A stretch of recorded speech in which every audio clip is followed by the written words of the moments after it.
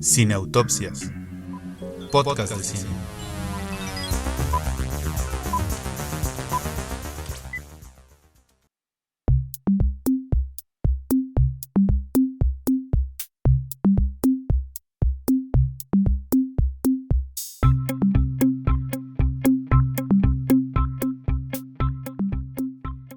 Hola, les doy la bienvenida al episodio número 74. Me da mucho gusto poder estar aquí, escucharles nuevamente, compartir con ustedes estos contenidos que tanto me gustan. O sea, realmente creo que este episodio es un cachito de mi corazón y de mi infancia, entonces me da mucho gusto estar aquí y además tengo el gusto, el placer y el honor de estarlo compartiendo con dos de mis personas favoritas en todo el mundo, David Muñoz y Elsa López.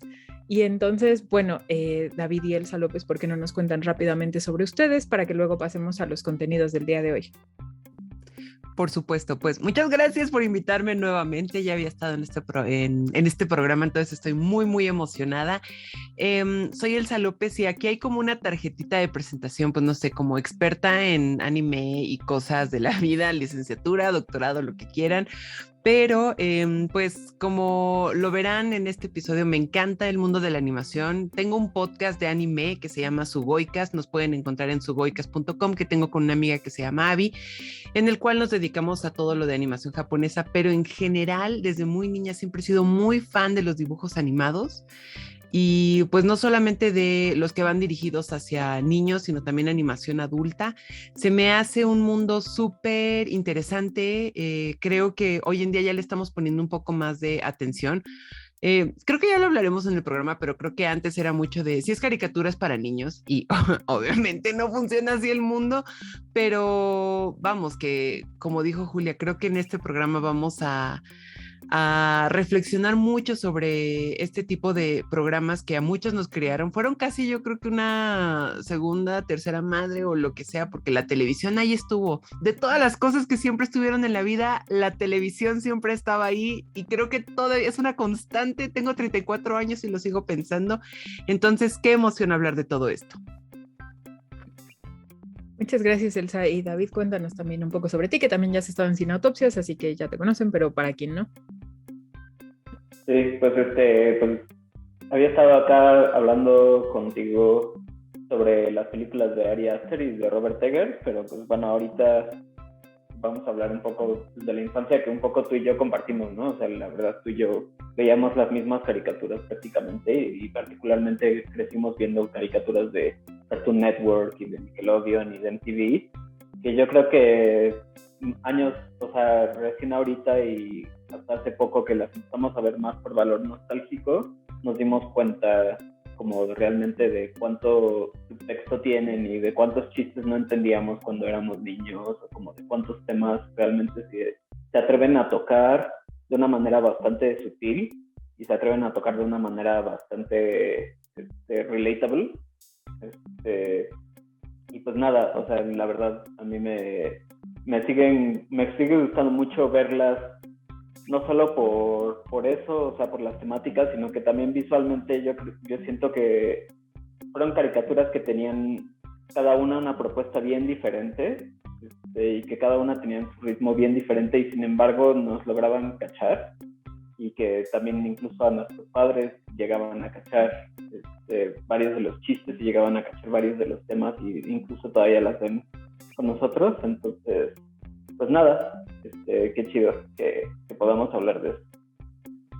Sí, justo, pues podemos hablar de esto, digo, pretextos no faltaban, pero gracias a la sugerencia de Leonardo, a quien por cierto le mandamos muchos saludos, porque él siempre está muy al pendiente de los contenidos de Cineautopsias y eso se lo agradecemos mucho, pero él fue quien sugirió ¿por qué no hablamos de Daria, ¿no? Que es esta serie legendaria de los 90s? Y entonces justo un poco así fue como se tomó la decisión administrativa, logística y espiritual de tomarnos este ratito para hablar de 3 series en particular, porque por supuesto cuando decimos caricaturas de los 90 estamos refiriendo a muchísimos contenidos, ¿no? Entonces bien a bien nos vamos a enfocar en 3 bloques que queremos compartir con ustedes. Primero les estaremos contando sobre sí el laboratorio de Dexter, pero Gender Tartakovsky en particular, y hablando digamos como si fuera el representante de las caricaturas de Cartoon Network de esa época.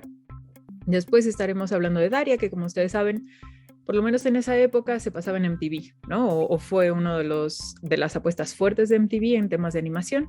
Y finalmente vamos a estar hablando de Hey Arnold, que era una caricatura de Nickelodeon, también de los 90s, y una vez más, ¿no? Yo sé que ahí hay muchos bloques y Rugrats ahorita tiene como un gran regreso, por lo menos en mercancía. Yo he visto muchas cosas de Rugrats, pero pues bueno, eso es lo que vamos a comentar con ustedes.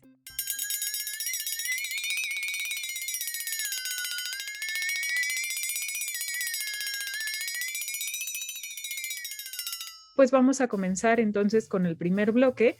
Y Elsa, ¿qué nos puedes decir de Genndy Tartakovsky? ¿Te gustaba el laboratorio de Dexter? ¿Veías Cartoon Network en general? Cuéntanos. Mi historia con Cartoon Network creo que es la historia de amor con más éxito que he tenido en toda mi vida.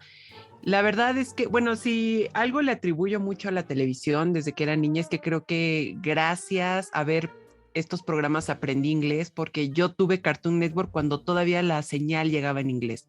No había esto del subtitulaje, no había doblaje, entonces pues a la brava, a la espartana, me tocaba ver muchos programas en inglés, entonces pues o era morir o era entenderles, entonces era como tratar de seguirles esta corriente, ¿no? Y recuerdo que en algún momento de la vida, por alguna extraña razón, Cartoon Network empezó a tener como esta programación bastante particular. Alguna vez trabajé con alguien que me dijo que se le hacía un poco insolente, pero que no lo decía como algo malo. También la insolencia puede ser muy divertida y cuando eres niño es muy interesante ver este tipo de humor, porque creo que algo en lo que caen muchos adultos es que el humor infantil, y esto es un gran error, antes de decirlo, quiero decirles que es un gran error, pero se piensa que el humor infantil tiene que ser estúpido, tiene que ser bobo, o tiene que ser como con falto de inteligencia para que sea realmente divertido, cuando realmente los niños, al ser esponjitas de conocimiento y todo esto, es el mejor momento para enseñarles el humor inteligente, para enseñarles diversas cosas, ¿no? Y digo, al final uno como adulto debería funcionar como guía. Entonces, en ese aspecto, que es una filosofía que creo que a mí me va muy bien, porque creo que no, digo, obviando cosas como violencia extrema o cosas así, creo que este tipo de humor insolente, entre muchas comillas, da para que los niños se pongan a reflexionar, que conozcan lo que es un buen humor, que conozcan lo que es un buen programa y que desde niños también pueden reflexionar en cosas bien profundas. Entonces, dentro de este apartado de humor insolente, empezó a transmitirse El Fantasma del Espacio de Costa a Costa, pero cuando era host de un programa de televisión, no cuando era este superhéroe mega raro, sino cuando él tenía este set de televisión, invitaba a estrellas a platicar y presentaba nuevos shows otras caricaturas. Entonces, para mí ver eso de niña era súper raro, porque era como, ¿por qué estoy viendo al Fantasma del Espacio de Costa a Costa invitar a Bjork y a Tom York a hablar de música? Era una cosa extrañísima. Yo todavía no tenía bien quién era Bjork, quién era Tom York, que obviamente después se transformaron en pilares de mi vida musical, pero de niña era como, ¿qué es esto? Y recuerdo un episodio clave en el que esto obviamente era mucho de Estados Unidos, en México no aplicaba, ya era algo grabado, pero en Estados Unidos ver eso es porque de verdad le echaban muchas ganillas a esto de la animación. Entonces recuerdo que invitaron a muchos creadores de dibujos animados a que presentaran sus proyectos. Era un episodio totalmente dedicado a creadores de historias, ¿no? Y uno de ellos era Genndy Tartakovsky. Y él estaba presentando en ese momento Las Chicas Superpoderosas. Entonces, en este programa, El Fantasma del Espacio de Costa a Costa presentaba las caricaturas, presentaban un episodio y al final presentaban a un ganador. Y era un humor tan insolente que al final El Fantasma del Espacio de Costa a Costa dijo, ¿saben qué? Todas las caricaturas son buenas, vamos a hacer un concurso de trajes de baño. El creador que venga con el mejor traje de baño gana. Y salió Tartakovsky vestido con un salvavidas, como un patito, floaties y un boxer. Y él ganó y presentó el primer episodio oficial de Las Chicas Superpoderosas. Y ahí fue donde yo recuerdo que me dije, ¿quién es este brother? ¿Quién es este brother? Porque Genndy, con todo el respeto, ¿no? Digo, yo le digo brother como si fuera mi amix, y quizás lo era, porque de verdad, él, todo lo que hizo, fueron cosas que me acompañaron desde niña, y a mí me sorprende que ahora, a mis 34 años, sigo viendo cosas de él. Es un vato bien vigente, bien inteligente, y que de verdad no tuvo miedo a meter este humor insolente, pero también como este humor bien formado y bien profundo y muy cool, la neta. Y entonces de él, pues vimos cosas como Two Stupid Dogs, que también era un humor bien rarísimo, pero súper entretenido, bien divertido y muy appealing a la vista. Yo creo que de niña estaba hipnotizada con esta. Tuvimos Dexter, que también era un humor súper divertido, bien dinámico. Las chicas superpoderosas, y digo, nada más he dicho 3 títulos y ya podemos ver toda la ola de humor que tenía, ¿no? 3 chicas que eran heroínas, 2 perros que eran súper estúpidos, pero que tenían aventuras increíbles. Teníamos también, él trabajaba como en algún momento desarrollando los programas del Fantasma del Espacio de Costa a Costa.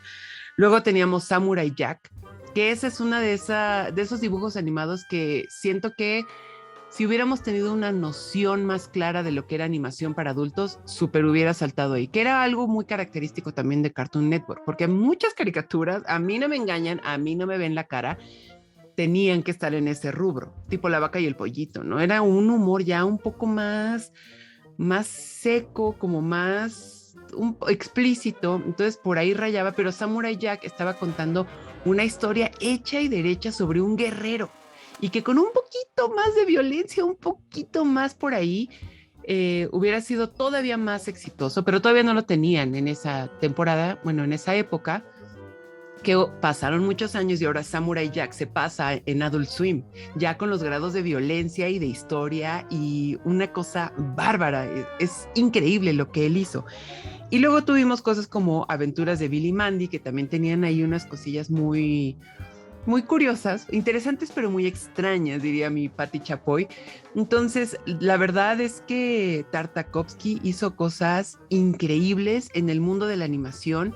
Muchos tal vez no sepan que él es la mente detrás de todas estas historias, pero a mí me sorprendió bastante ver todo eso y que ahora siga vigente, pero yo creo que ya, gracias a la vida, que no consideramos que si es caricatura es solamente para niños. Y no decimos esto como algo peyorativo, pues, o sea, si es para niños, no significa que sea tonto, me refiero a que, pues, no tiene este gradillo de violencia, tal vez este humor un poco más trabajado, y sí, incluso un contenido sexual o incluso unas, como, digamos, un airecillo ahí como dándote a entender, un poco sugestivo, pues, pero ahora basta ver que en Adult Swim él está triunfando y está haciendo Samurai Jack o está haciendo Primal. Entonces, ver esta mente detrás de esas caricaturas, ver que esa mente nos forjó, porque aparte creo que fue decir, ¿sabes qué? Efectivamente, fue decir, los niños no son tontos, les voy a presentar este tipo de humor que va desde uno bobo pero insolente y muy bien formado, hasta un Samurai Jack que es súper estructurado y con una narrativa muy interesante.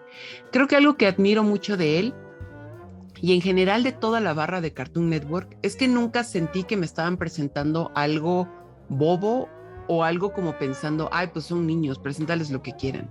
Creo que una de las grandes cosas y que yo valoro mucho de Cartoon Network e incluso hoy en día, aunque haya muchos detractores de cómo nos pueden presentar a los Thundercats que no son tan musculosos y que ahora son tan caricaturescos, hashtag un hombre de 40 años está diciendo eso, pero creo que Cartoon Network nunca ha tenido ese miedo a presentarnos ese humor y me alegra mucho que haya sido parte de mi infancia porque es como no le tengas miedo a contar estas historias, ni a verlas, ni a contarlas, ni a reflexionarlas. Creo que Tartakovsky fue una piedra angular en ese aspecto.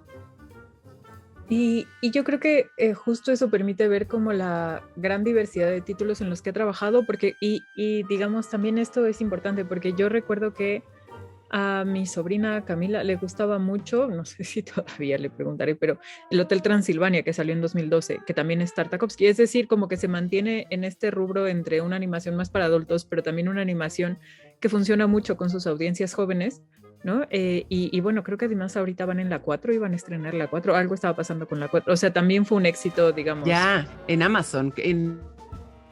Uh-huh. Entonces, sí, o sea, realmente creo que eso como que permite ver, ¿no? Las dimensiones de Tartakovsky, o sea, que no es solo, digamos, una figura que fue muy importante para la animación en los 90s o que se queda con Dexter, sino que incluso hoy sigue teniendo, por decirlo así, ¿no? Como un portafolio muy variado. Pero David, por ejemplo, yo te quería preguntar, ¿por qué crees que Dexter funcione tan bien? O sea, desde material para memes, porque es como más se ha recuperado actualmente, ¿no? desde el té fallado hasta el vuélvelo a decir, ¿no? Como lo de omelette au fromage y así, pero, o sea, ¿qué crees que está en la fórmula de Dexter que haya funcionado tanto y que sea una caricatura tan querida, ¿no? Años después.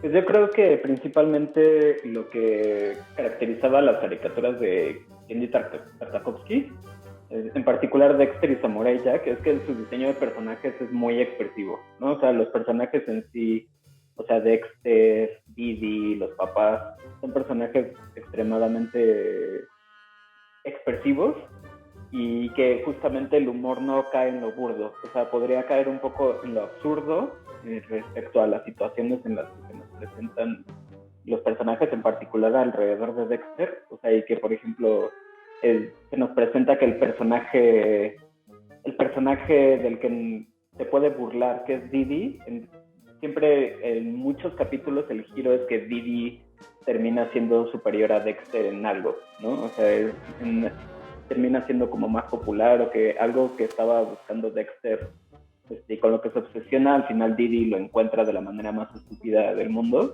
Entonces creo que en eso como que recae el humor, ¿no? En la ironía. Era una caricatura súper irónica y que además justo también es como estos innuendos, ¿no?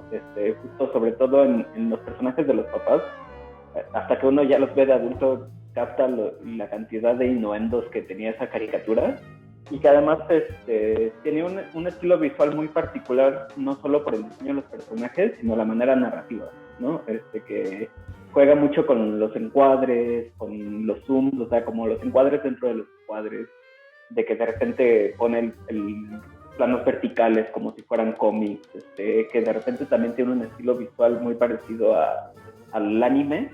Él mismo, Tartakovsky, decía que estaba tenía muchísima influencia del anime, que él era súper fan del anime, entonces de ahí agarró muchísima inspiración, y que también tenía estos capítulos en donde se atrevía a jugar con la narrativa de una manera diferente. Hay varios capítulos de Dexter en los que no hay ni un solo diálogo, ¿no? Por ejemplo, hay un capítulo que me recuerdo muchísimo, que es cuando a Dexter se le funde un foco y tiene que ir a la tienda a comprar un foco, pero en todo el capítulo no tiene ni un solo diálogo, y todo es narrado a través como de las puras expresiones de los personajes, de que su mamá lo deja en la tienda para que compre solito el foco. Y también un diseño sonoro muy expresivo, en el sentido de que no es nada realista, ¿no? O sea, utiliza muchos de estos efectos de sonido súper burdos, súper chistosos, que eso termina como de acentuar todavía más eso, ¿no? Y que además justo todos son como, todas las fantasías, más bien todas las aventuras por las que atraviesa Dexter, son como fantasías que tenemos como de niños, ¿no? Así como de cómo nos imaginamos que nosotros de niños podríamos resolver un problema así.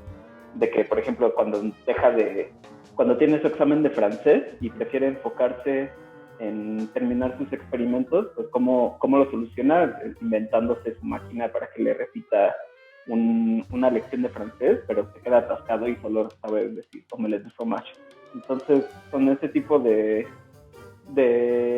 fantasías que nosotros tenemos de niños, y de cómo podrían salir mal, que yo creo que resonaban tanto con nosotros, y que justo este estilo visual, después me puse a ver Samurai Jack hasta hace muy poco. Yo debo confesar que nunca la vi, porque creo que Cartoon Network tampoco sabía venderla del todo, como que la vendía como una caricatura ya más seria, como de acción, pero cuando te pones a verla es una caricatura muy adelantada a su época, que tiene un estilo, que tiene, o sea, unos encuadres muy cinematográficos y que te recuerda mucho al cine de Kurosawa incluso, y que te recuerda incluso a las pinturas japonesas del siglo XII, del siglo XIII, y que también tiene capítulos enteros en donde no hay ni un solo diálogo, pero toda la narrativa es muy ágil. Entonces no te da chance jamás de aburrirte, y yo creo que justo Tartakovsky sí es como un genio en ese sentido, y que además él también después trabajó en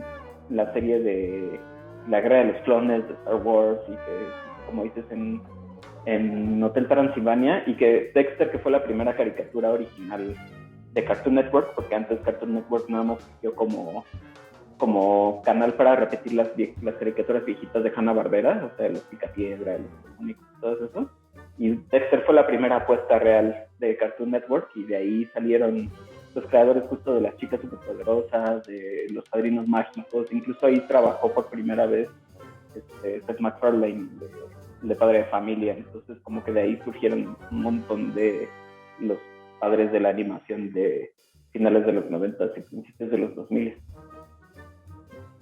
Sí, yo, o sea, ahora escuchándote pensaba dos cosas, ¿no? La primera es que sí, cuando yo pienso en Dexter, en lo que pienso es en efectos de sonido, ¿no? Así como en Los Simpson, porque ya llegó ese momento en donde menciono Los Simpson, ¿no? En donde un chiste funciona gracias a que escuchamos los pasos y entonces alguien cierra la puerta y arranca el carro. O sea, y son sonidos, ¿no? Pero eso es como lo que da gracia de ese chiste. Así con Dexter también. O sea, Didi para mí es sobre todo un efecto de sonido, ¿no? O sea, porque llega y le hacen no, así como ese ruidito como un pitido muy agudo en donde se mueve, ¿no? Y así, o sea, ese tipo de sonidos como que los tienen y definen mucho un personaje, cómo se mueve, cómo los acompaña. O sea, yo no puedo disociar, pues, ¿no? Ese sonido del personaje. Y justo hablando de eso, o sea, tú decías, ¿no? De cómo te identificas y cómo lo resolverías. O sea, esto ya después de mucha terapia y mucho pensarlo, y a mis 34 años, como diría Elsa, o sea, yo creo que hay algo que me llega mucho de Dexter y que yo quisiera saber su opinión, y es así, o sea, como digo, obviamente esto es como una exageración, pero hay dos tipos de personas en el mundo, unas son Didi y otras son Dexter. Es decir, hay quien fluye en la vida y precisamente porque fluye se le van dando las cosas y se acomodan, y a veces ni siquiera se da cuenta de lo difícil que es y dice, no, va a salir, no pasa nada, o sea, no me preocupo porque en realidad sí va a funcionar, ¿no? Ya vemos quiénes somos más como Dexter, en donde somos como un peligro para nosotros mismos porque nos vamos a obsesionar y vamos a overthinking, a pensar, ¿no? Como obsesivamente y demasiado. Y eso nos va a hacer sufrir más de lo que deberíamos. O sea, como en lugar de que Dexter aprenda a fluir como Didi, decir, o sea, literalmente a fluir, ¿no? Por todo el laboratorio en donde va bailando con pasos de ballet, no le importa. Y como decía David, ¿no? O sea, le salen las cosas incluso antes que a Dexter. Dexter se va a esforzar el triple y se va a obsesionar y no le va a salir, ¿no? Como en lo de Omelette au fromage, que es como o sea, no le sale su objetivo central, pero le salen bien otras cosas. Pero, por ejemplo, yo me acuerdo mucho de uno que según yo es como de los primeros, en donde está obsesionado con que se quiere quedar a ver la televisión después de su hora de dormir, ¿no? Y entonces es tan obsesivo y tan de no soltar, de no, es que yo tengo que ver la televisión y tengo que no sé, o sea, hasta el punto en donde se envejece, ¿no? Y ahí el doblaje, porque la verdad es que sí lo recuerdo con el doblaje, ¿no? Literalmente el quiero mi cocol, incluyeron la frase de quiero mi cocol como la definición de Dexter ya envejeció. Y cuando al fin lo logra se queda dormido. O sea, a mí ese episodio me acompaña como material de terapia porque justamente esa es la cosa. O sea, como tú te esfuerzas y te trabas, ¿no? Y entonces estás ahí hasta que, o sea, ya cuando lo logras te quedas dormido. O sea, es como lo que más querías, pero te costó tanto trabajo. Y entonces les digo, no sé, a mí ese contraste entre las personalidades de Didi y de Dexter, a pesar de que puedan parecer como, en ese sentido, muy superficiales o muy bidimensionales, ¿no? De la hermana a la que le gusta el ballet y habla muy agudo, y el hermano que es un genio, creo que son como mucho más complejas, o por lo menos que visto uno al lado del otro, ¿no? Nos permite dimensionar más sobre quiénes son y por qué funcionan también como pareja dentro de la caricatura, ¿no? Pero no sé si ustedes lo habían pensado así o si lo habían visto así. En mi caso, creo yo, hay algo que amo muchísimo en muchas de mis historias, no solo en dibujos animados, pero yo soy súper fan cuando un autor o un creador o lo que sea enfatiza mucho estos contrastes. Entonces, creo que es una constante también con Tartakovsky, porque Las chicas superpoderosas, ¿por qué funcionaba? Porque eran tres personalidades totalmente diferentes. Tenías a la ruda, tenías como que a la súper cute y tenías como a la corajuda, ¿no? También, no sé, se me ocurre Billy Manning, ¿no? Era como, tienes aquí a la muerte. O sea, como literal, así con la guadaña y todo, y es como de ya me vale madres, niños, vamos a ver qué se hace aquí. Y luego tenías como a la niña muy ruda y al niño que nada más quería como vivir, ¿no? Y creo que esa escuela a mí me forjó muchísimo porque incluso hoy en día disfruto mucho todas estas historias en las que es muy evidente este contraste. Quizás, no sé, sea un recurso como muy obvio, quizás, pero a mí me gusta muchísimo. Cuando hay una pareja que son totalmente opuestos, cuando hay amistades que son muy opuestos, me encantan porque también creo que demuestran que... Digo, no sé si ese sea su objetivo y si estoy yo leyendo entre líneas, pero me gustan mucho esas dinámicas porque nos demuestran que efectivamente vivimos en un mundo donde todos somos diferentes y eso no significa que tengamos que estar peleados o que no haya como estas líneas de amistad, ¿no? Y se ve en este tipo de animación, se ve en muchas historias, se ve en anime ya es un estereotipo, ¿no? Que desde hasta físicamente el de pelo blanco y el de pelo negro van a ser súper amigos, lo sabes, o incluso pareja, como sea, pero creo que esa escuela Tartakovsky como de poner todo este tipo de personalidades y que además, como dices, Julia, de la personalidad súper inteligente y súper estructurada y todo esto, va a tener sus momentos de triunfo, pero ¿sabes qué? También la mente relajada y la que fluye. Como que esta dinámica a mí me gusta mucho porque es como seas como seas, el mundo es tuyo, hermano. O sea, date, siento. Y bueno, creo que también un poco cerrando con ese tema, sí, o sea, sí es muy chistoso cómo maneja los contrastes, o sea, regresando un poco al mismo manejo de personajes, o sea, que Didi es toda alargada y Dexter literal es un cuadrado con lentes, o sea, eso es lo que resalta y que además también se ve reflejado en los personajes adultos, ¿no? O sea, sobre todo en todas estas caricaturas de los 90, los personajes adultos eran este contrapunto y de que también ponían a nuestros personajes que eran relativamente excepcionales, extraordinarios en varios sentidos, en situaciones mucho más burdas, ¿no? Y que también ahorita que cuando las volvemos a ver de adultos, nos parecen también, nos resuenan muchísimo, ¿no? O sea, los capítulos en los que a la mamá se le pierden los guantes y no puede seguir lavando los trastes sin sus guantes, porque sin sus guantes, o cuando se quedan sin café, entonces no pueden funcionar. O sea, ya son cosas que a nosotros ya nos dan risa porque ya nos identificamos con ellas y nos seguimos identificando con los niños. Entonces, esta cualidad de todos estos personajes que les escriben, que se vuelven tan entrañables viéndolas de niños y viéndolas de adultos. Sí, y yo creo que vamos justamente en nuestro siguiente bloque a seguir hablando sobre los adultos, ¿no? Este contraste de una cosa es que los veíamos siendo niños y los adultos eran personajes como, ¿no? No sé, o sea, como que te identificabas, pero obviamente no podías dimensionar las experiencias de los padres, más porque los padres son una caricatura, o sea, en ese sentido, ¿no? Como de una risa, pues en las 3 series que vamos a ver, yo creo. Los adultos son todo un tema. Y recuerdo que una de las cosas que más me hacía reír, o sea, David lo sabe porque estuvo ahí mucho tiempo, o sea, pero había un episodio en donde Dexter hace como este perico, porque obviamente lo tenía que decir David, entonces Dexter hace este perico y entonces Didi va con el perico y entonces el perico aprende a decir, Dexter es una galleta, y eso como que lo repite obsesivamente, y viene al punto porque justo hay un momento en donde la mamá está cocinando y entonces el perico robot le está repitiendo todo, pero la mamá no se da cuenta que hay un robot perico que tiene la voz de Didi, o sea, y simplemente es como, no sé, ¿no? 3 kilos de harina, 3 kilos de harina, 3 cucharadas de azúcar, 3 cucharadas de azúcar, y así, o sea, y al final, no sé, es como, sí, que no se dieran cuenta de lo que estaba pasando bajo su propio techo, creo que también hace muy entrañables a los padres de Dexter, pero... bueno, eso es todo por nuestro primer bloque y ahora vamos al siguiente, que es el de MTV y Daria. ¿Ya te enredaste con nosotros? Facebook, Twitter, Instagram. Síguenos en nuestras redes sociales y comparte tu pasión por el cine. Te esperamos.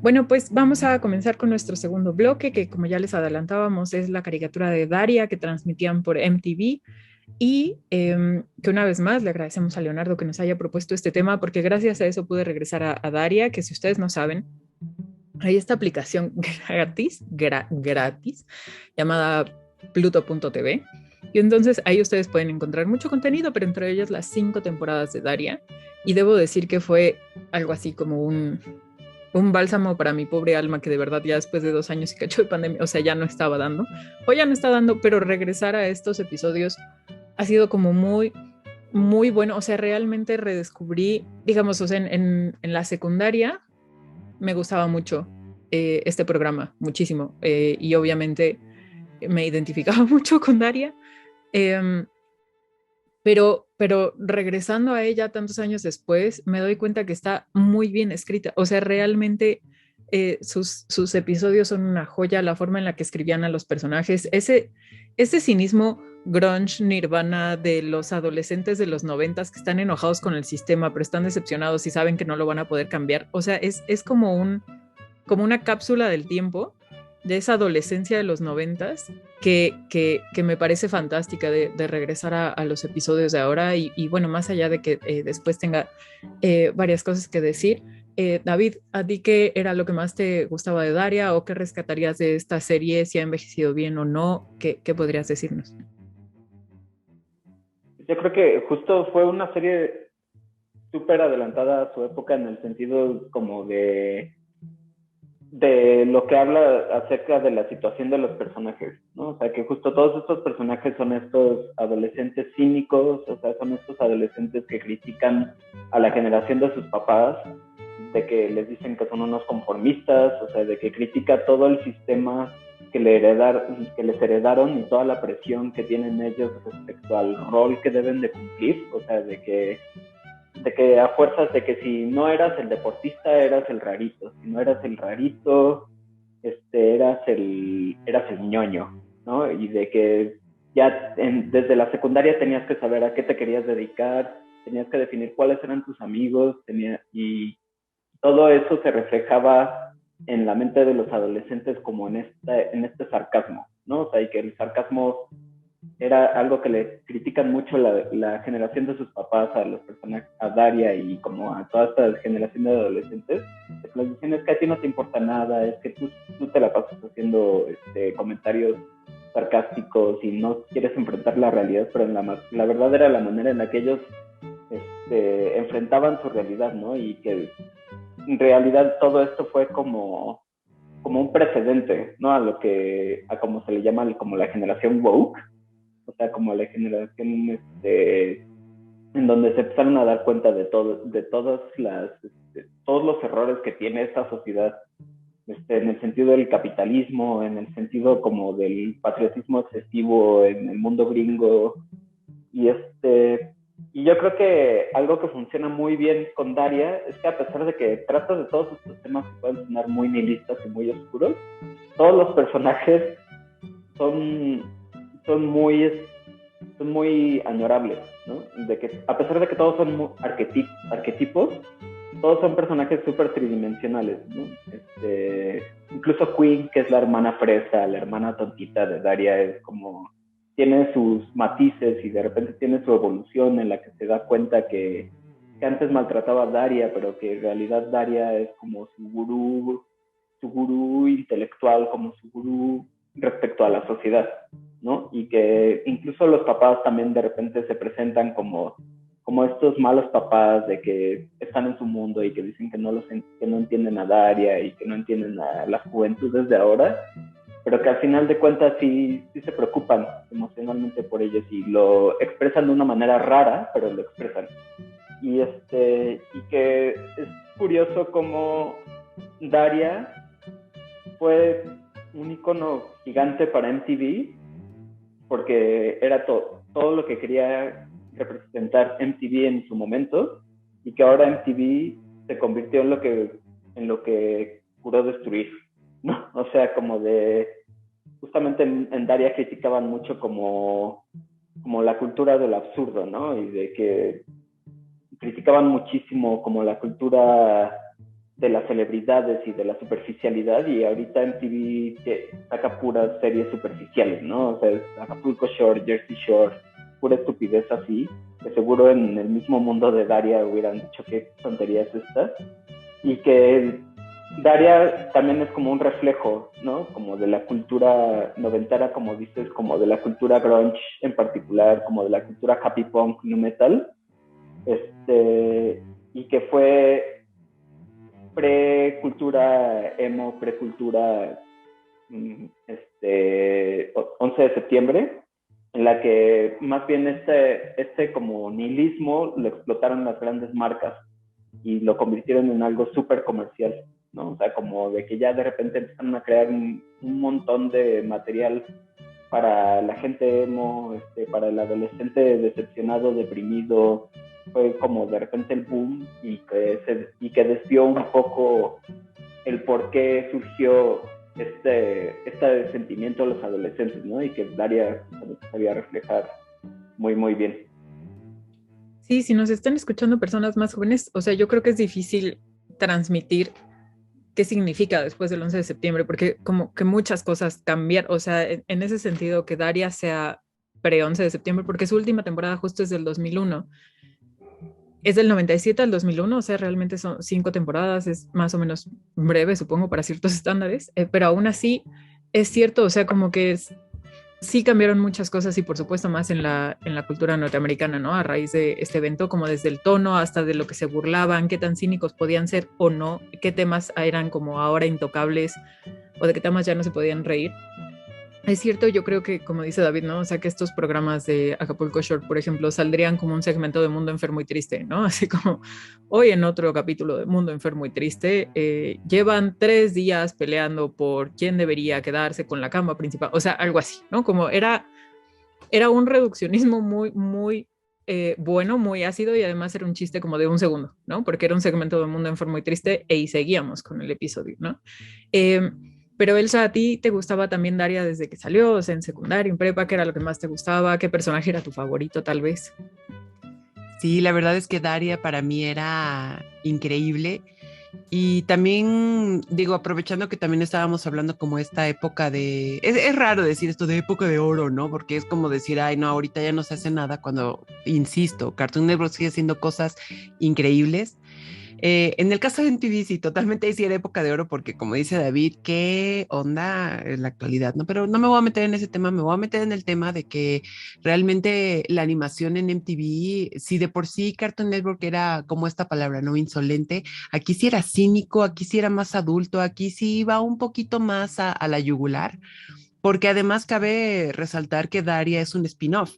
Daria era un personaje de Beavis and Butthead que ellos molestaban y que incluso alguna vez se sentaron los tres en el sillón a ver videos musicales de MTV y ellos se reían de ella, le decían diarrhea y ella como de que, ¿sabes qué? No me importa, dime como quieras, no pasa nada. Y eso, ¿no? Ahí veíamos también que MTV también era como digamos, incubadora de talentos. Cartoon Network también lo es, siempre lo ha sido desde esos momentos hasta después Hora de Aventura, ahora con Steven Universe, siempre ha sido esta incubadora y MTV en algún momento lo fue y esa fue una muestra, ¿no? Porque digamos que Beavis and Butthead también eran una genialidad que también demostraba como este hastío noventero que era bastante particular porque si era soy joven y estoy cansado. Estoy cansado del sistema. Digo, ahorita también, no, 34 es joven, a mí no me engañan, pero también estoy cansada del sistema, estoy cansada de cómo funciona. ¿Sabes qué? Yo solamente voy a tratar como de fluir y seguir y etcétera. Pero en los 90 había como este hastío y desencanto, but we are fine. Como esta canción, ¿no? We are young, we run green y todo esto como de se hace lo que se puede, ¿no? Y era increíble ver Daria e inmediatamente después Smells Like Teen Spirit de Nirvana, era como de un bro, estamos viviendo de verdad este momento. Y en algún momento de la vida, me acuerdo que alguien dijo que realmente los 90 acabaron en el 2001, con lo del 11 de septiembre. Ya sea mixes, eso, las matemáticas no dicen eso, pero estamos hablando de este zeitgeist. Realmente la animación en ese instante era algo súper inteligente también y que también creo que no tenía ningún miedo como a jugar con estas narrativas, que creo que es algo muy cool que es en la animación, que creo que luego la necesidad de hacer live actions no está entendiendo, porque creo que algo que puedes hacer en el mundo de la animación es explorar muchísimo más, no solamente efectos y espacios y mundos, sino también construir personajes muy bien, que de otra manera en un live action quizás podrías estar un poco más limitado. Pero bueno, ese es otro tema de tesis. Pero en el caso de Daria, creo que también teníamos esta vibra como de desde la vestimenta a lo que se dedicaban, las conversaciones que tenían. Era un show muy bien construido en ese aspecto, porque veías en Daria este hastío, veías que era como, entre muchas comillas, como la rara, ¿no? Porque venía de una familia que como que te la vendían como la familia estadounidense, ¿no? El papá, la mamá, las dos niñas, la niña fresilla y todo eso. Y sí, estaba lleno de estereotipos la escuela, pero era como de un estoy cansada, ¿qué vamos a hacer? Vamos a estar viendo este Six at World, como sea. Y luego tenía esta amiga Jane, ¿no? Que era muy extraño, pero conforme fui creciendo, yo me fui identificando más con Jane, porque Daria sí tenía como este hastío y era como muy punzante y siempre era como de un, te voy a dejar en claro lo cansada que estoy y te voy a hacer un comentario súper doloroso, y ella un poquito era como, donde pongo el ojo, pongo la bala, que a mí en cierto aspecto es un poco cansado porque es de un, ya entendí tu punto. Pero Jane no. Siento que Jane en ese aspecto era como de, pues sí estoy cansada, pero ¿qué hago? ¿Qué hago? Pero también lo veía, era tan bien construido los personajes ahí, que es como, veías la familia de Daria y entendías por qué quería fuerzas donde poner el ojo, poner la bala. Sabías que ella quería dejar o sea, quería dejar su punto clarísimo, porque estaba en una familia donde tenías que dejar el punto claro. No, no había de otra. ¿Qué pasaba con Jane? Era una familia de artistas. Era como de un, ¿para qué te dejo mi punto claro? Ya lo entiendes. Aquí está. Y aparte, algo que me fascinaba de Jane era que siempre veíamos este crecimiento en ella a través de sus obras. Siempre estaba trabajando una nueva obra, trabajando una nueva pintura, una nueva escultura, y veías como ese crecimiento en ella. Había muchísimo explorado a través de ella en ese tipo de detalles. Recuerdo un episodio donde estaba dibujando un Van Gogh, pero al revés.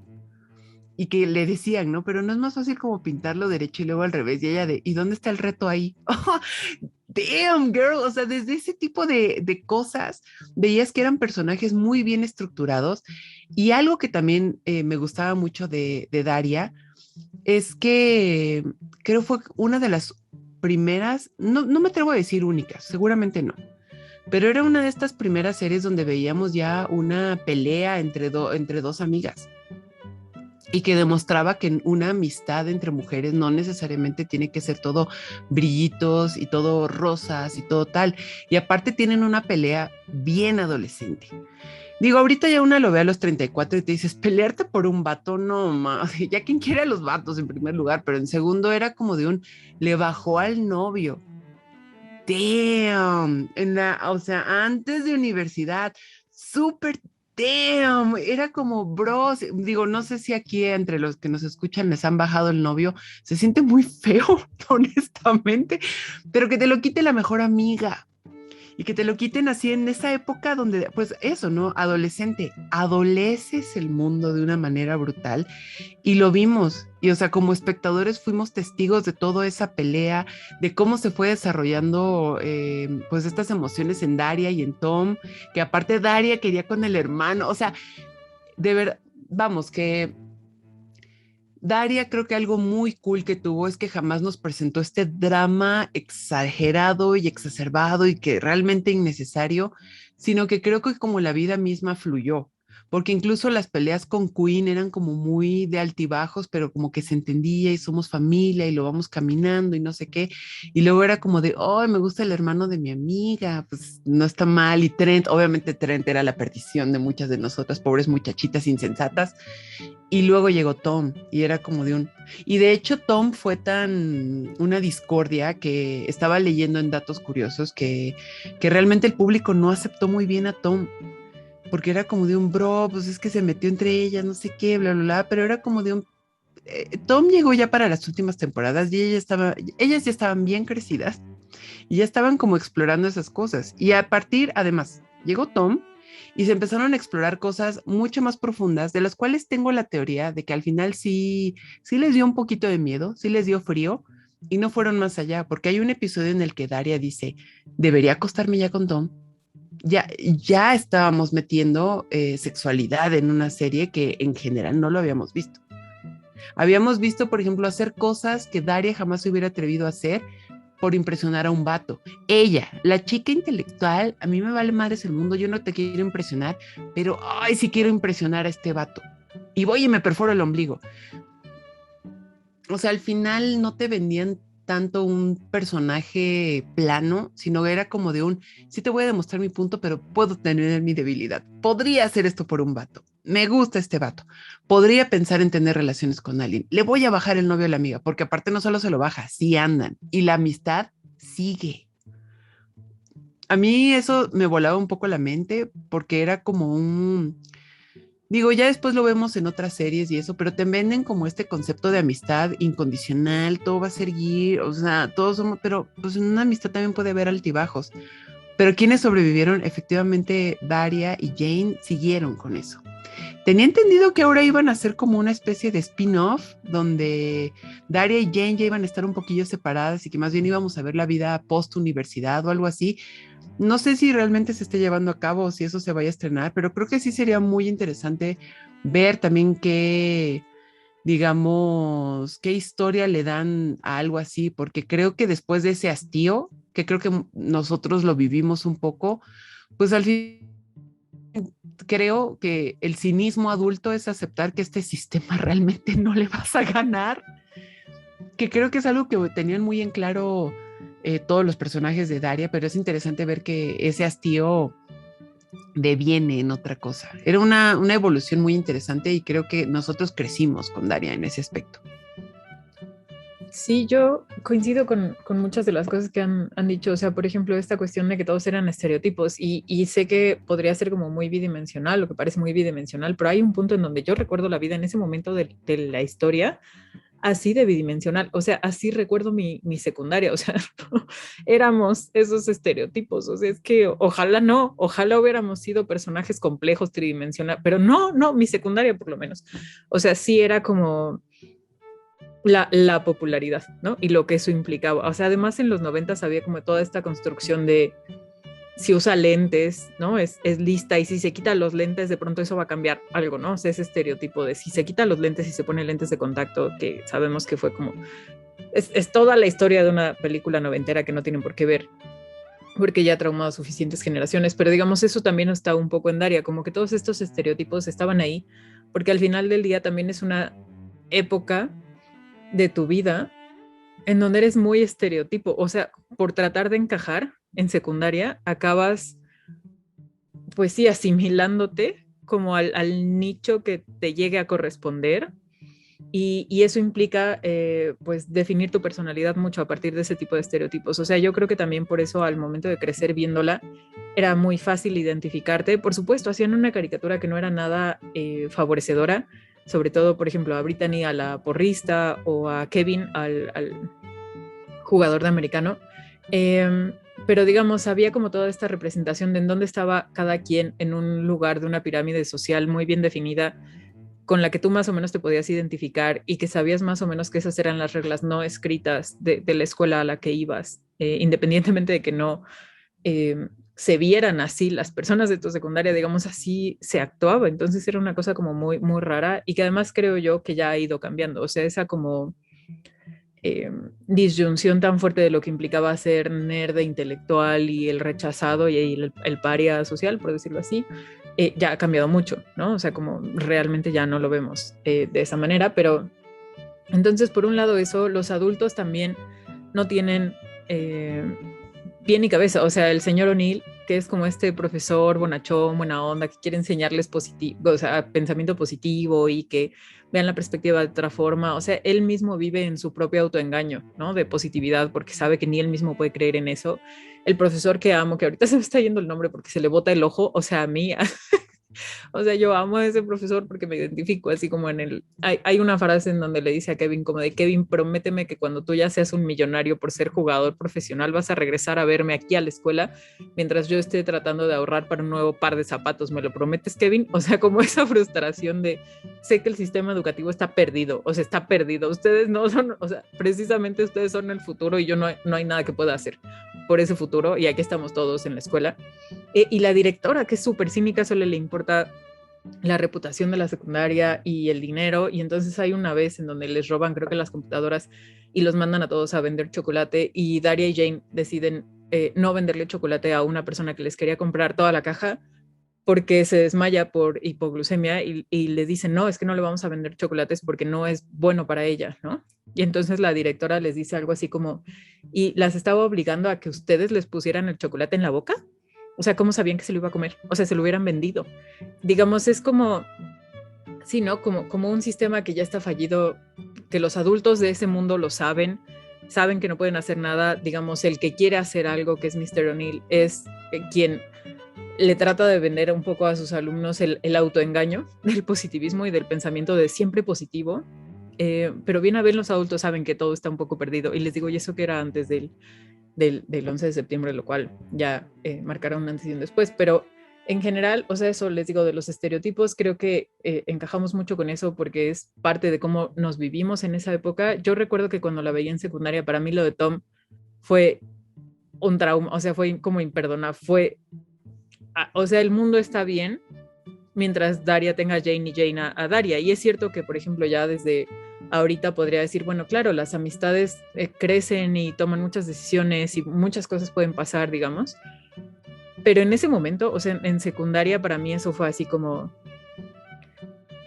lo impensable, pues, ¿no? O sea, para mí la trama de Tom me costaba mucho trabajo, o sea, recuerdo que hasta eran episodios que me costaban trabajo porque yo decía, ¿por qué no? O sea, es como Jane, porque además Jane, como decía Elsa, es o sea, una personaje que se permite muchísimas cosas. Daria no se permite a sí misma nada porque tiene todo el tiempo que probarse a sí misma y a los demás que tiene principios, que es lista, que ella no es vanidosa, que no es superficial, que todo el tiempo Jane no le tiene que demostrar nada a nadie. Y entonces me acuerdo que al inicio van a una fiesta a la que Daria no quería ir y Jane le dice, pues sí, vamos, y no pasa nada. Y entonces Daria le dice, esos tipos nos están viendo y son unos idiotas. Y Jane dice, no, el de la playera verde es bonito. O sea, como no tengo por qué hacerme la vida más difícil, ¿no? O demostrarle nada a nadie.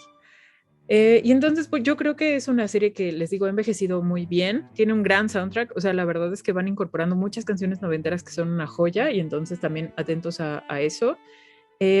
Si no la han visto porque son demasiado jóvenes, es que podría llegar a ocurrir, pues ahí está en Pluto TV, para que vayan y la vean, realmente creo que merece ser vista y que muchos de sus comentarios siguen bastante vigentes, y les digo, creo que es una muy buena cápsula del tiempo para resumir lo que implicó crecer en esos últimos años de los 90s. Y bueno, pues por ahora eso es todo, así que vámonos al tercer y último bloque.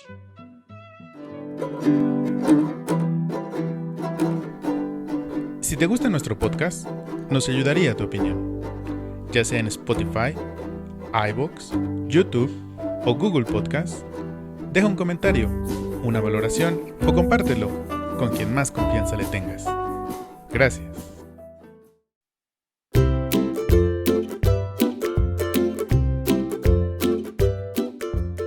Bueno, pues para cerrar con este episodio lleno de nostalgia y de nuestra infancia y de haber crecido con la televisión, gracias a la televisión y por la televisión, y esto no es un eufemismo ni una exageración, es simplemente lo que ocurrió, vamos a hablar, sí, de Oye Arnold como una de las caricaturas más emblemáticas de lo que fue Nickelodeon en los 90s, y fue todo un hito. O sea, Nickelodeon era como, precisamente le apostaban muchísimo a sus contenidos, desde programas de competencias como Leyendas del Templo Perdido, que eran todo un clásico, pero también sus estudios, o sea, te ponían una foto de los estudios en Orlando, Florida, y tú lo veías como el lugar más mágico, colorido, fantástico del mundo.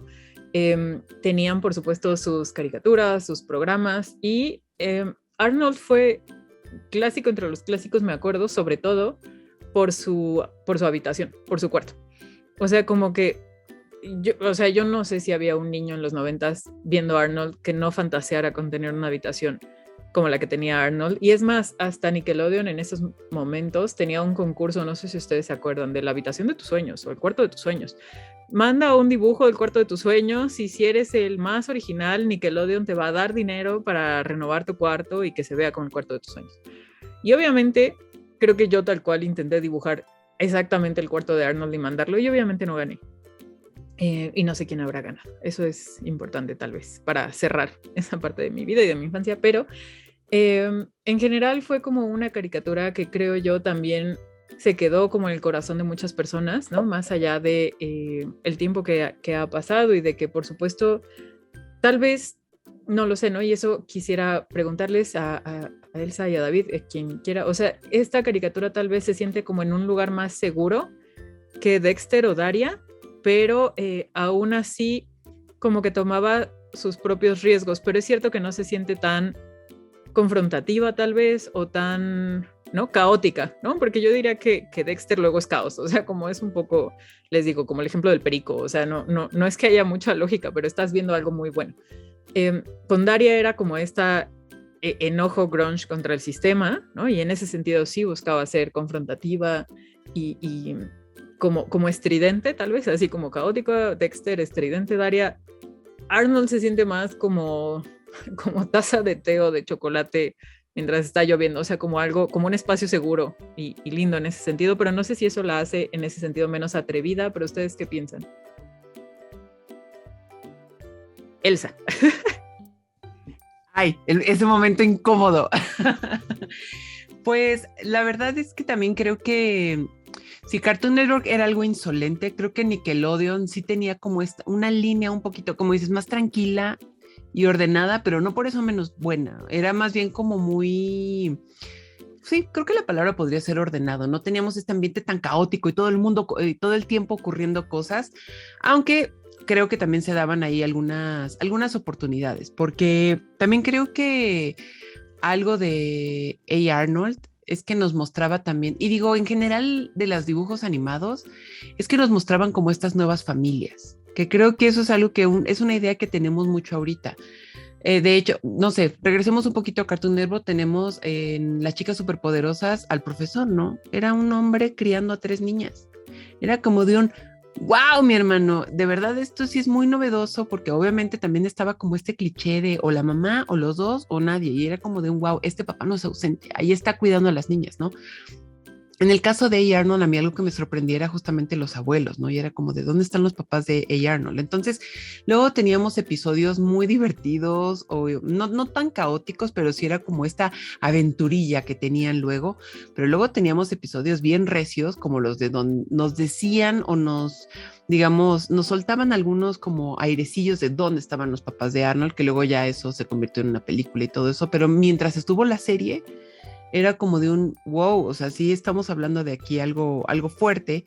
Y luego se daban otros lujos, ¿no? Como hablar también de este amor desenfrenado que tenía Helga, que a mí, o sea, Helga, mira, como 80 millones de mujeres en el mundo seguramente la amamos porque llegábamos a amar así, o sea, era un amor de verdad desenfrenado, era un amor incontrolable, era un enamoramiento realmente una locura. Y eso es increíble porque, bueno, no sé si a mis 34 yo me digo, puta, qué huevo amar, pero en esa época sí era como de un wow, qué cool que te guste a alguien, qué cool como sentir todo esto, etc., ¿no? Y me acuerdo perfecto que hay un episodio donde, no me acuerdo bien, el meme se hizo muy famoso por el subtítulo en inglés, pero era como de Arnold, you make my girlhood tremble, ¿no? O sea, haces que mi ser mujer me tiemble, ¿no?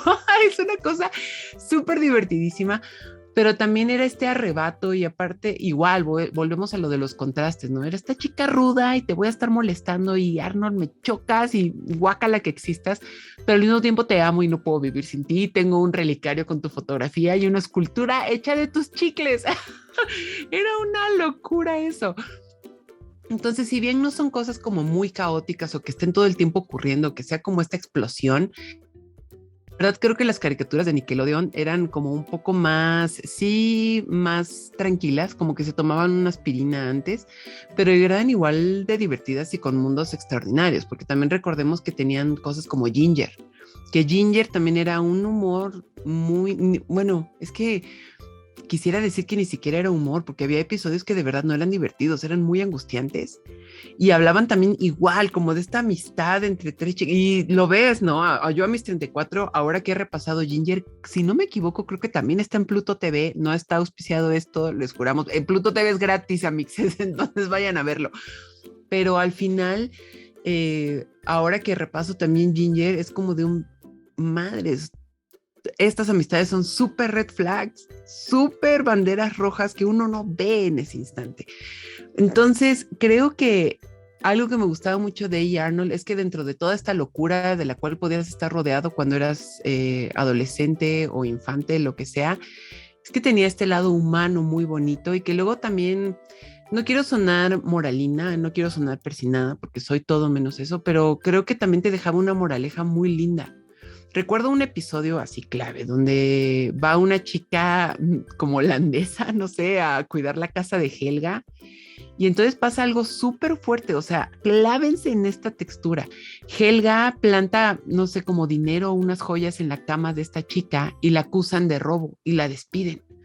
Entonces Helga obviamente sabe que lo que hizo fue algo fatal, fue algo atroz, porque obviamente estás incriminando a alguien, o sea, chéquense ese nivel, estás incriminando a alguien, estás plantando dinero, es lo que hacen los policías a mix esclavas, plantan droga en la gente. Y entonces cuando Helga va y la confronta, esta chica le dice, tú tendrás que vivir con esto. A partir de aquí, o sea, a mí me están corriendo, me quitaste trabajo y se me está acusando de robo, tú vas a tener que vivir con esto. A partir de este día en tu vida, vas a ver qué haces con esto. Y vemos a una Helga súper arrepentida, se pone a como a bordar, porque creo que esta chica bordaba y todo eso, y ahí acaba el episodio. O sea, es esta moraleja, no es una moraleja de, bueno, ahora Helga va a ser para siempre y va a obtener el perdón. Es como esta chica de, yo no tengo nada que perdonarte, hiciste algo de verdad atroz, vas a vivir con esto, ¿qué vas a hacer de ahora en adelante? Y Helga va a vivir con eso, ¿no? Pero vemos que esta Helga va a crecer. También eso, no son estas moralejas, como les decía, como de que cuando eres niño te dicen, no robes y no mates al prójimo. Son realmente, creo, moralejas muy inteligentes, como las que te dejan, pues lo que decía de Daria, ¿no? Pues las amistades no son eternas y te puedes pelear con alguien y de aquí vas a ver cómo prosigue en el futuro, ¿no? Y estos episodios de Yarno, ¿no? Pues ya no están tus papás, pero ¿qué vas a hacer? Pues tengo a mis abuelos y los quiero igual. Y también tiene el modelo de familia, ¿no? Todos los vecinos de esa casa, porque era una casa con muchos cuartos y todos eran familia. Y también los amigos, y aparte, siguiendo un poco el tema de los adultos, afuera de los abuelos, todos los papás de todos eran también como una figura muy ausente. Los niños, algo que tiene también A. Arnold es que todos los personajes infantiles eran muy independientes, muy maduros. Algunos problemas que enfrentaban eran fuertes, ¿no? Porque Harold, ¿no? Cuando se roba el jamón, y aparte es un chico judío. ¿Qué estás haciendo robando jamón de cerdo cuando eres judío? En primer lugar, deja tu robar, cerdo. Entonces, esas problemáticas, yo insisto, estas caricaturas de verdad siempre me hicieron sentir como un ser humano muy inteligente, porque nos ponían estas cosas bien digeridas. Y al final, ¿qué es hablarle a un niño? Sino como ser un mediador. O sea, sí, el mundo es complicado, pero como niño no es que no puedas entenderlo, nada más es que alguien te lo dijera y vámonos. Y creo que Nickelodeon, Cartoon Network y MTV, aunque tenían un tinte más adulto, lo lograron muy bien al forjar esas historias en nosotros. Sí, solo, y para darle la palabra a David, lo de los papás ausentes, o sea, de hecho está este episodio en donde nos cuentan que Helga tiene como este amor, fijación con Arnold, porque fue amable con ella precisamente porque sus papás nunca estaban, ¿no? O sea, su mamá como que te insinúan que tiene problemas de alcoholismo y el papá es un neurótico violento que no le hace caso, que solo tiene ojos para Olga, que es su hermana mayor. Y entonces recuerdo que hay como una escena de mucha negligencia, ¿no? O sea, de Helga diciendo, es que tengo que ir a la escuela, tengo frío, está nevando, nadie va a acompañarme a la escuela. Y que solo Arnold es quien tiene como un gesto de atención con ella, ¿no? O sea, que le dice, oye, ¿estás bien? Y es eso, ¿no? O sea, como es la primera persona que le enseña a Helga que alguien la puede tratar, que le puede dar atención y preguntarle si estaba bien, y que ese es como todo el motivo de su fijación. O sea, como que a mí ese episodio se me hace también muy, muy fuerte. Y ayer veía, por ejemplo, que un tweet se volvió viral, o sea, le dieron muchos likes precisamente porque reproducía este diálogo de Helga con su papá, en donde el papá le está diciendo como de, ¿para qué vas a necesitar ir a terapia? En mis tiempos no había terapia. Y Helga le dice, eso está claro, Bob, ¿no? O sea, como si... pero David, tú cuéntanos, o sea, ¿se siente más como un lugar seguro, más que las otras dos? O como decía Elsa, es más bien también como problemas morales y cómo los resuelve, ¿no? Pues creo que, bueno, o sea, también regresando un poco a los de Nickelodeon, o sea, lo que creo que a mí me gustaba de Nickelodeon es que tenía como sus bloques, ¿no? Y que yo siento que tenía una variedad mucho más grande de estilos de caricaturas como para diferentes públicos, ¿no? Y para diferentes tipos de humor. O sea, Cartoon Network sí tenía como un estilo muy particular. De repente, cuando empezó a surgir más Disney Channel, sí tenía como otro tipo de humor más particular, pero como que Nickelodeon se atrevía como a poner estos bloques, ¿no? De que si te gustaba más como el humor un poco más ácido y raunchy, pues ahí estaba Hay Monstruos, o estaba La Vida Moderna de Rocco, ¿no? Por ejemplo, tenían Clarissa y tenían Sabrina, tenían sus bloques como de caricaturas que quedaban un poco en medio, que era como Rugrats, que con Rugrats pasa como el efecto Toy Story, de que cuando éramos niños nos identificábamos con los bebés, y ahorita que todos los que crecimos viendo Rugrats, la vemos ahorita, nos identificamos con los papás, ¿no? Así ya todos vencidos de la vida, y como el meme del papá de Tommy, perdí el control de mi vida, así tal cual nos sentimos. Y pues bueno, de Arnold yo siento que justo sí tiene como esta sensación muy reconfortante, en particular porque yo siento que es una caricatura que se atreve, regresando a la pregunta que estabas diciendo, que si era, o sea, que sí se atreve, aunque se sienta un poco segura, sí se atreve, en especial porque tiene muchos momentos silenciosos, ¿no? Tiene muchos momentos en los que los personajes, y en particular Arnold, se sienta a reflexionar, y nada más está como la música de jazz, que eso también fue muy innovador para su época, ¿no? De que se atrevieran a poner un soundtrack de jazz en una caricatura para niños, era algo impensable, pero que funciona muy bien con el estilo de la caricatura, y que el mismo Craig Bartlett, el creador de Arnold, ha dicho que él se inspiraba mucho en las caricaturas de Charlie Brown. O sea, que para él su principal influencia fue Charlie Brown, porque se trataba de la vida normal de un niño normal, con problemas mundanos, tratando de resolver situaciones comunes y corrientes, ¿no? Y que esa es como la principal trama de Arnold todo el tiempo, ¿no? Que hay muchos episodios, en particular la primera temporada, empieza con estos sueños despiertos de Arnold como en una situación que después va a tener que ver con la trama del episodio. Pero al final de cuentas lo que tiene que hacer es resolver las cosas con sus propios medios, y que por lo general casi todas las moralejas de muchos de los capítulos era así como de: la solución está en ti mismo, y la solución está en no precipitarse, y en utilizar a tus amigos, utilizar a tu familia como soporte emocional, y de que está bien expresar tus emociones. Por ejemplo, el capítulo en donde Harold se encuentra mantecado, ¿no? El gatito, que durante toda la serie te manejan que Harold es bully, tipo Nelson, ¿no? De los Simpsons, pero que cuando se encuentra este gatito en la basura y se lo queda y se encariña con él, crea esta conexión, y que te muestra que es un personaje sensible, ¿no?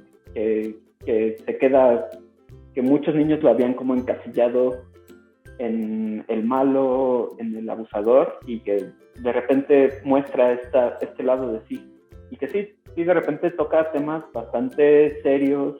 O sea, por ejemplo, me acuerdo muchísimo del especial de Navidad, que muchas caricaturas podrían irse por lo fácil en un especial de Navidad, ¿no? Así, algo que involucre Santa Claus, algo que involucre como de sí, los regalos, es más como familia, y es más como de demostrar que nos importamos y que nos queremos, y de que el señor Hyun, uno de los inquilinos de la casa, no ha visto a su hija desde que dejó su país por una guerra, ¿no? Y que Arnold lo que le quiere regalar de Navidad es que vuelva a ver a su hija.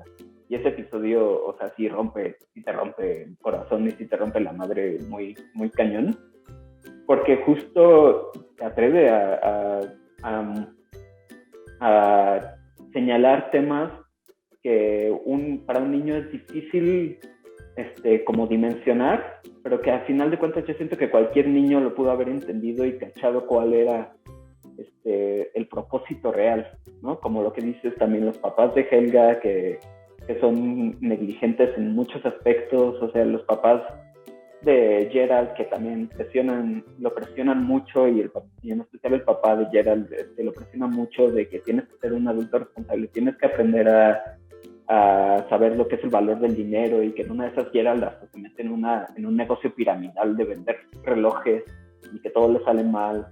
O sea, es de estos personajes aprendiendo sus propias moralejas con situaciones que a cualquiera de nosotros nos puede pasar, ¿no? Incluso también el episodio en el que Phoebe siente la presión, gracias también un poco como a su background de que su familia es asiática y de que los asiáticos, en particular los japoneses, tienen esta presión de ser muy buenos en la escuela todo el tiempo, ¿no? Y de sacar 10. Entonces ella plagia un poema para ganar un concurso de poesía y que justo al final el peso moral es lo que le acaba derrumbando y termina confesando todo.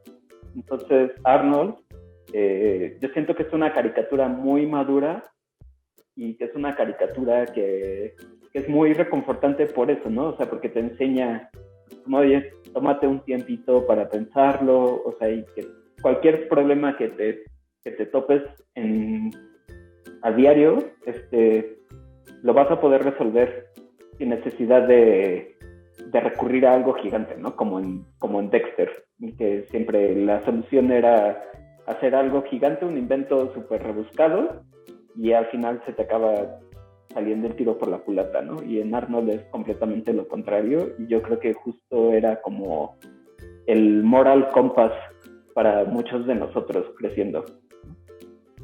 Sí, o sea, justo creo que, o sea, en ese último punto, o sea, particularmente porque estamos hablando más o menos del mismo periodo de tiempo de Daria, ¿no? O sea, creo que en ese sentido era valiente, por decirlo así, que poner que tu personaje principal, que es Arnold, en varios episodios tuviera este mensaje de vale la pena hacer lo correcto.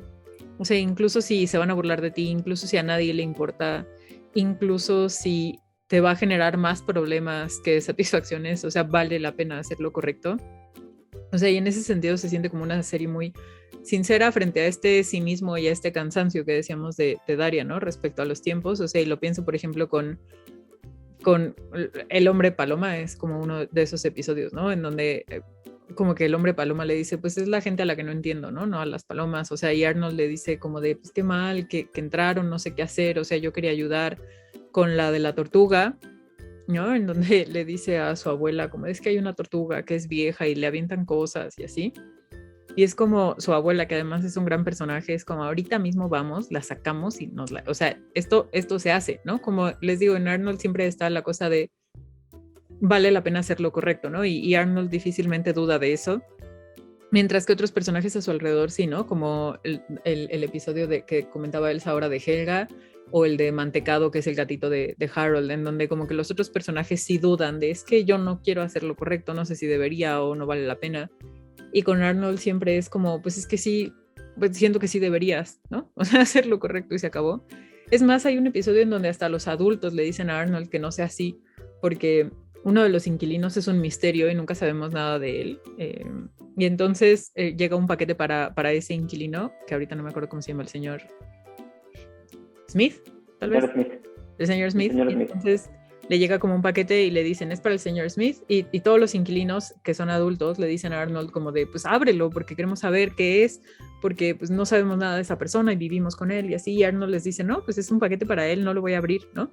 Y digamos, todo el episodio es sobre eso. Pero también hay como, digamos, otra razón por la cual creo que se siente como muy reconfortante, y es porque es un programa que como que respeta mucho el hecho de que esté contada desde una perspectiva o desde una visión infantil, porque hay su propia mitología, ¿no? O sea, como está el tren fantasma y está el chico del pórtico y están como estos gran seres mitológicos que son parte de el señor loco de la cloaca que tiene ratas y así. O sea, digamos, hay como una forma muy infantil de ver el mundo y de crear mitos en torno a los personajes de su vecindario. Y cuando Gerald se pone como en su plan de voy a contar la leyenda, ¿no? O sea, se ha transmitido de generación en generación que los niños han dicho que tal o cual. Y en ese sentido trata de incluir como una perspectiva de cómo viven sus vidas y cómo interpretan a los adultos de su entorno estos niños que tienen 9, 10 años, ¿no?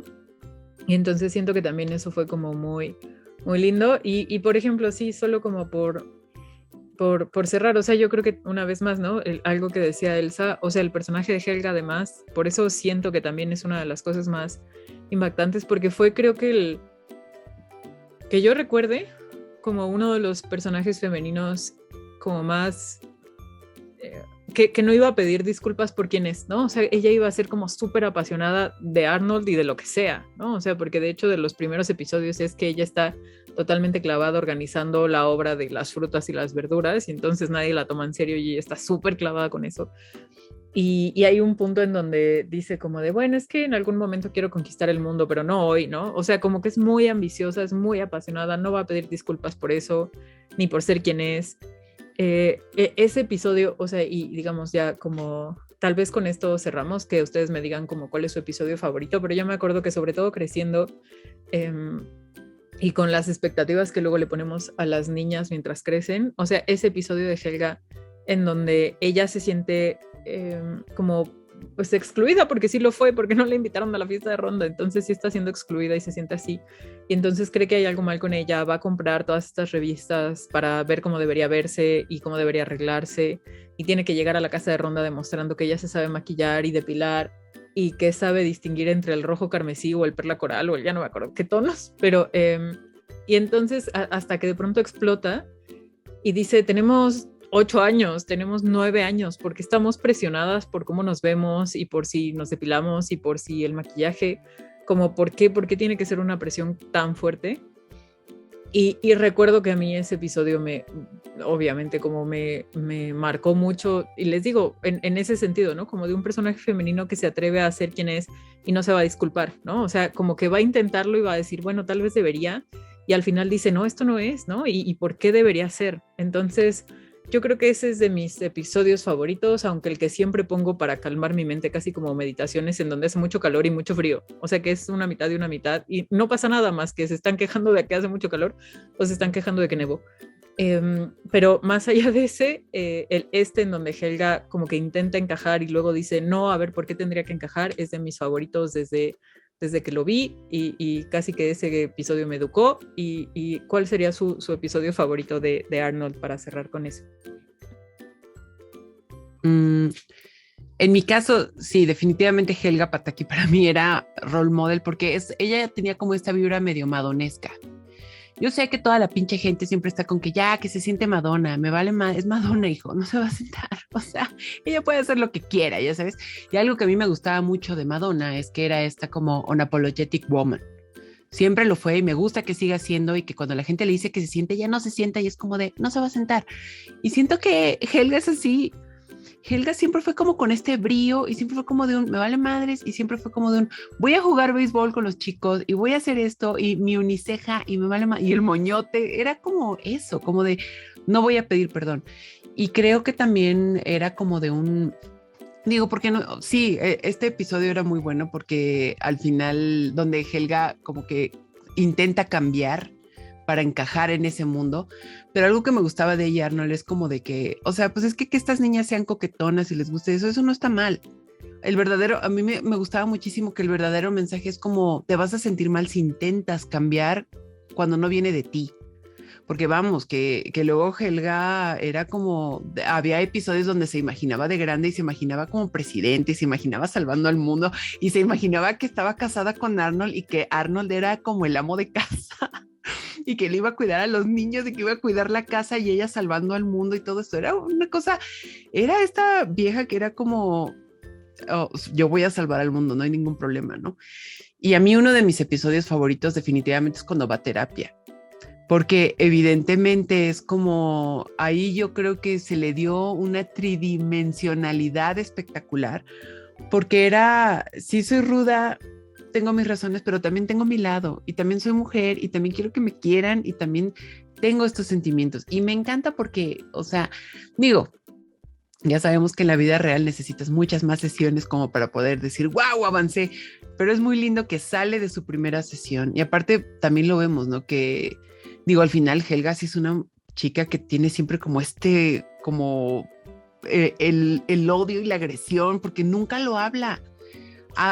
Vemos episodios donde ahí medio lo habla con Phoebe, ¿no? Pero realmente nunca hay nada ahí, no lo habla con sus papás, no tiene una amistad, siempre es como tener el odio enjaulado, ¿no? Como dice esta canción y al final cuando va a terapia es como de un la vemos respirar. Es como me encanta hablar de esto, me encanta decirlo. Y cuando le confiesa a la terapeuta que le gusta a Arnold, empieza a saltar en toda la sala porque es como vivo siempre con este enamoramiento súper secreto, no lo puedo expresar, está mal que lo haga, no lo puedo decir a nadie. Entonces siento que este episodio es muy liberador porque vemos justamente como todas estas dimensiones que hay en Helga. Y creo que para personas como yo, digo, ya aquí funcionando este podcast como terapia, digo, no sé la audiencia, pero para mí también era muy difícil luego hablar de estas cosas. Como que siempre era como vivir como muchas cosas en silencio, muchas cosas en secreto, y ver que un personaje animado tiene esta como construcción, para mí también fue muy liberador. Entonces para mí Helga y ese episodio, puta, se me hace así, besito de chef, no hay más. Yo creo que a mí se me vienen a la cabeza tres episodios. Uno de ellos yo creo que sí es el del chico del pórtico, o sea, porque yo creo que justo o sea, como la característica principal de Arnold es como, cuando ves a una persona que la sociedad le está haciendo el feo, acércate a él o acércate a ella y ve por qué está aislada, ve por qué la sociedad le está haciendo el feo. Y pues justo la gente se burla mucho del chico de pórtico, de que no puede salir. Y lo que hace Arnold es acercarse y tratar de resolver el problema con él, ¿no? Y le hace como este tipo de terapia para que a ver si puede salir del pórtico realmente. Y que al final del episodio realmente el chico del pórtico no lo deja, o sea, sigue estando sentado. La diferencia es que ya puede salir, de que si lo molestan, ya puede salir a molestar a Harold, de que Harold se la pasaba molestándolo, entonces ya puede regresarle la molestia a Harold, pero a final de cuentas es como parte de por qué lo hace tan reconfortante, ¿no? Otro episodio creo que también es el del frío, o sea, justo cuando mencionas que es este capítulo en donde hace mucho calor y hace mucho frío. El del frío, pues, es el capítulo en donde Arnold quiere salir a jugar con sus amigos a la nieve, pero su abuelo le dice, no, pero tienes que acabar todas tus tareas primero, ¿no? Y tienes que quitar la nieve de la entrada, tienes que ayudarme a arreglar las tuberías, y que le enseña la frase esta este es el problema con nuestra sociedad, no hay trabajo ético, y que justo como que te enseña esa cosa como de que los adultos medio te intentan meter un poco a fuerzas, así como de, bueno, tus responsabilidades son primero y la diversión es después, cuando en realidad para tu salud mental también necesitas un tiempo de diversión, y que es lo que el abuelo acaba de aprender eso al final, ¿no? O sea, el que aprende algo al final del episodio no es Arnold, sino es el abuelo, que le intenta enseñar desde un principio.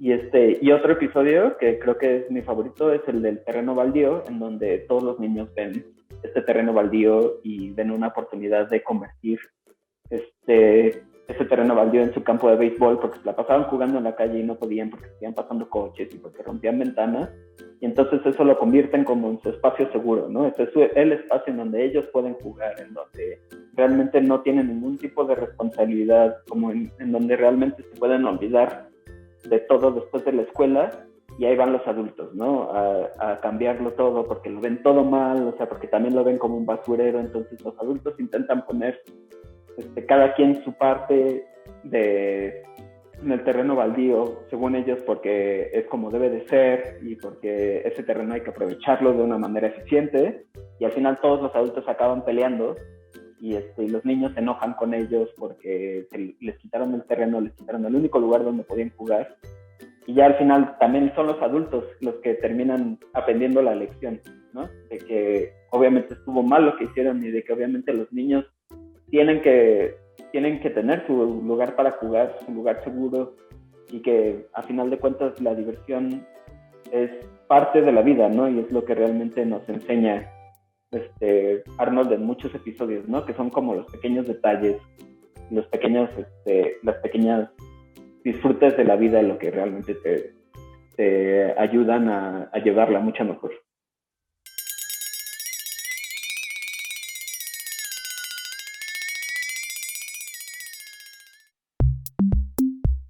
Bueno, pues hemos llegado al final de nuestro programa y que obviamente como fueron programas con los que crecimos, esto se puso muy personal, íntimo y terapéutico, pero esperamos que les haya gustado precisamente por eso, por toda esta sinceridad que volcamos a nuestro análisis y comentario sobre estas 3 caricaturas de los 90 que valen mucho la pena. Por supuesto, sí, como ya decíamos, esta noción de la caricaturas de los 90 es muy, muy amplia, nos faltaron muchas, justo ahora pensábamos en que ni siquiera mencionamos las de la Warner como Looney Tunes, Animaniacs, Tiny Toons o Fenomenoide. Entonces, bueno, claro, si ustedes quieren que comentemos alguno de estos contenidos, alguna caricatura de los 90 que nos haya faltado, déjenos sus comentarios. Ya saben que siempre estamos atentos aquí en Sin Autopsias a todos sus comentarios. En redes sociales nos encuentran en Instagram, Twitter y Facebook como Sin Autopsias. Si nos están escuchando y viendo a través del canal de YouTube, yo asumo que ya se suscribieron y que ya le pusieron a la campanita aquí para que les lleguen todas nuestras notificaciones, y si ese es el caso, aquí mismo pueden dejar sus comentarios sobre qué tipo de contenidos de caricaturas de los 90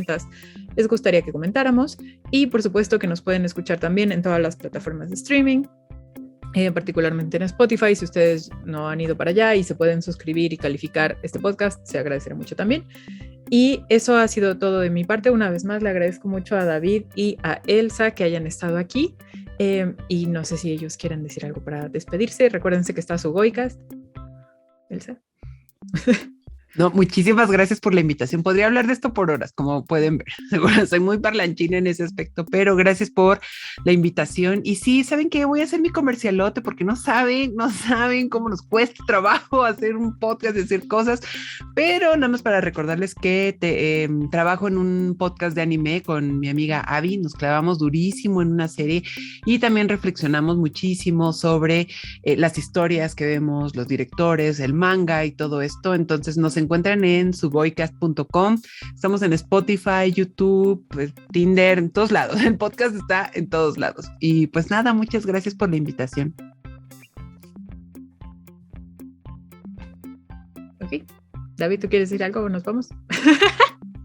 ¿No? Ok, perfecto. Entonces, que estén muy bien. Nos vemos y nos escuchamos en la siguiente autopsia, y que estén muy bien. Hasta entonces.